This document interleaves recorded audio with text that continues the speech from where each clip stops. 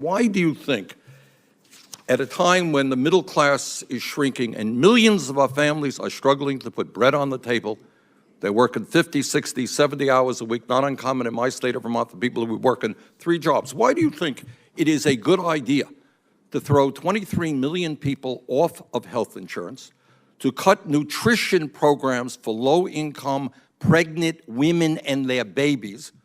Why do you think it's a good idea to make massive cuts in LIHEAP so that older people in Vermont can stay warm in the wintertime? Why do you think it's a good idea when all over this country people are paying 50, 60% of their limited incomes for housing? Why do you think it's a good idea to make massive cuts in those programs, and yet, with regard to repealing the estate tax, give the wealthiest family in this country, the Walton family, up to a $52 billion tax break? Do you think most Americans who are struggling think it's a great idea to cut programs that impact working families and give unbelievable tax breaks to the wealthiest families in America? Well, thank you for your question. Let me first assure you that as part of tax reform, the President very much wants us to have a middle-income tax cut that's focused on spurring the economy. Now, as it relates to the estate tax, the super rich have plenty of gimmicks so that they don't need to pay the estate tax. This is about eliminating the estate tax so that Americans who have built businesses and created jobs and want to pass those companies on and continue their farms and continue their industry don't have to sell those businesses to pay the death tax. No, actually, that's not what it's about. In fact, my good friend, Chairman Enzi, mentioned ranchers and farmers, and we're all concerned about it. Last study I saw thought that maybe 50 ranchers and farmers may be impacted. What this is really about, and we should be honest about it, is that people like the Koch brothers, second wealthiest family in America, have spent hundreds and hundreds of millions of dollars to get benefits like this. So do you really think, when you talk about families like the Koch brothers and the Walton family, and by the way, the Trump family, who would get something like a $4 billion tax break, do you really think that it makes sense, again, to cut programs that people desperately need to stay alive, and give massive tax breaks to the children of the wealthiest family in this country?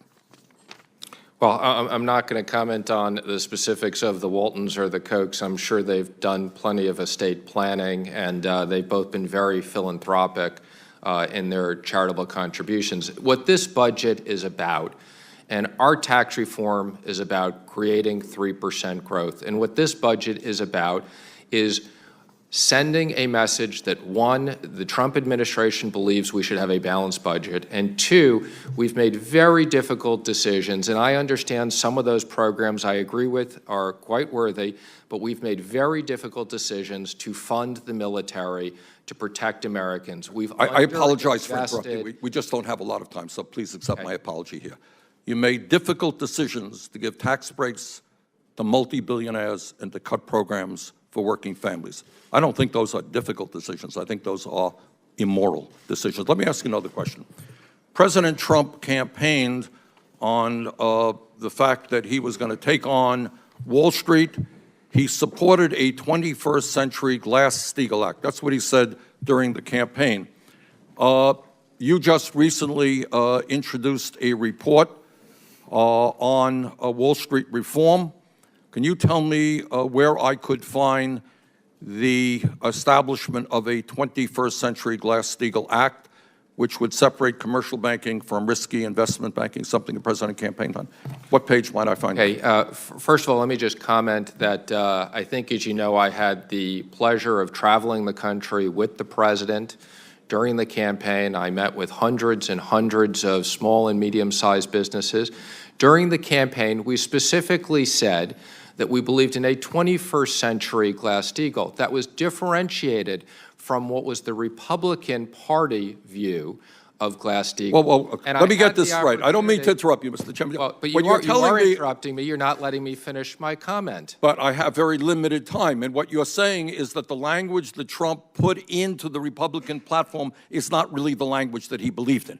Again, let me be clear. the president did not put everything into the Republican platform. There was the Republican platform, and there was the Trump position, which I was very involved in. And I had the pleasure of speaking to Senator Warren about this when I testified several weeks ago, and I followed up with her office and had a personal meeting with her, and I explained to her the difference between what we had thought of as a 21st century Glass-Steagall and Glass-Steagall, and made it very clear in my last testimony in front of the Senate that the president did not support breaking up big banks. We think that that would hurt the economy, that would ruin liquidity in the market. What we are focused on is safe and prudent regulation for the large banks so we don't have taxpayer risk. In other words, the Trump campaign campaigned on reinstating Glass-Steagall. No, it did not. It never campaigned on that, Senator. And It was just put it into the Republican platform. I stand corrected. Again, we differentiated and we were very clear. And as I had said to Senator Warren, if we believed in it, we would have not labeled it a 21st century. That's the name of legislation right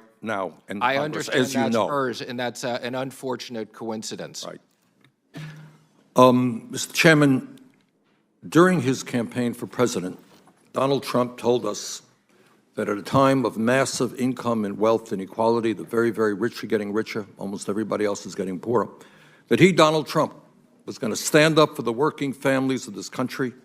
He was going to take on the establishment, and he was especially harsh on his words about Wall Street greed. He said he was going to drain the swamp. He said, and I quote, "We can't fix a rigged system by relying on the people who rigged it in the first place," end of quote. He said, "I'm not going to let Wall Street get away with murder. Wall Street has caused tremendous problems for us," end of quote. That's an exact quote from Donald Trump.